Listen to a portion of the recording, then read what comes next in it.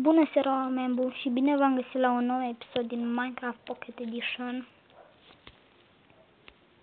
Nu uitați să dați like la acest episod și share. Unde am rămas? Da, să facem asta, camera de frunze, din frunze.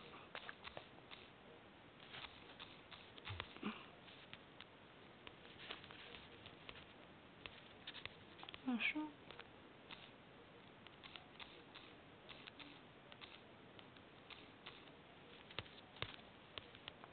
Căzut în apă.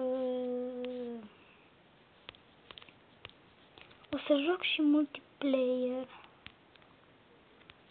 Da. O să găsesc un server de survival games și o să jucăm. Camera să fie mică. Da, nu știu dacă să-mi ajungă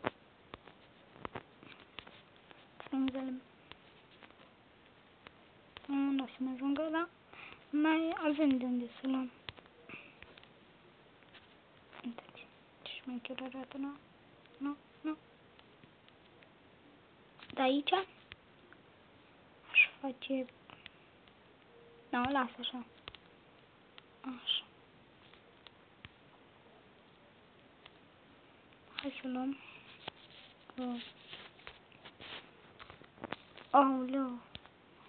Nu trebuie să iau cu farfica. Trebuie să am grijă când de calc. Trebuie să mă duc în apă. Un exemplu. Cum să te duci în apă?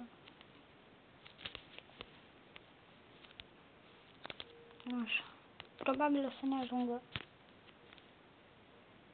Nu în mine.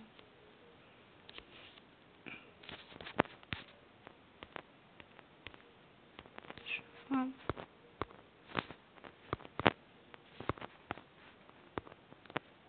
Bun, oameni buni, cam atât cu acest episod scurt. Nu uitați să dați like la acest episod. Vă las, pa, pa!